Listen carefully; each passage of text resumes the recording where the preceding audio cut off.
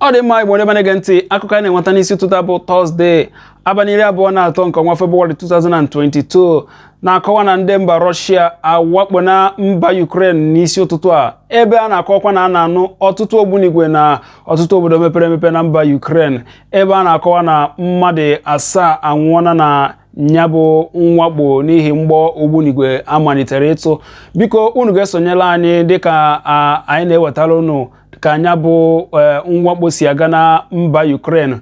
N'otu aka nkwa ka aka na-akwụgwọ ọchịchị mba Russia bụ Vladimir Putin adọna aka na-achị mba America bụ Joe Biden aka na ntị ka o sepụ aka esemokwu dịrị ya na ndị mba Ukraine n'ihi na ọ bụrụ na o tinye aka n'ime